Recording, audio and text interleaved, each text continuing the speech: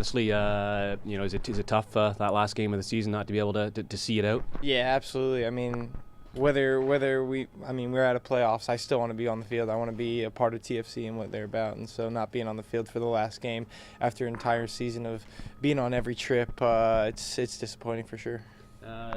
Talk about the season though overall. Obviously, the league coming out and taking a look at your play and have you right up there as some of the highest rated rookies in the league.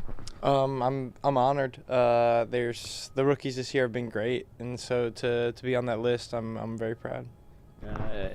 And then just talk about the experience and what you've learned through this year. How different is it now than when you were in training camp? I remember with Stephen Caldwell in Bradenton and behind you, just trying to give you some notes. How much has changed since that time? A ton has changed, but Stevie's still there, coaching me, and still I have a lot to learn. I have a high ceiling, and I'm gonna continually work to be pushed towards that. But it's fun being, instead of him being behind me, him being next to me, and I think that's been a fun transition to watch throughout the season. The journey of starting on the bench and moving onto the field and growing as a player this year has been fun.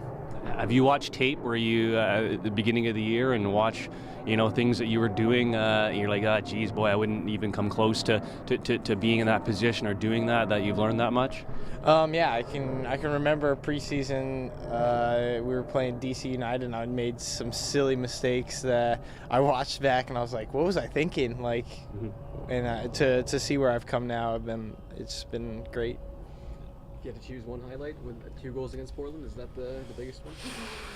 I love scoring goals, but I love shutouts better. And so I think my first debut game at Columbus, when we had 2-0 win, I think that was probably my highlight moment.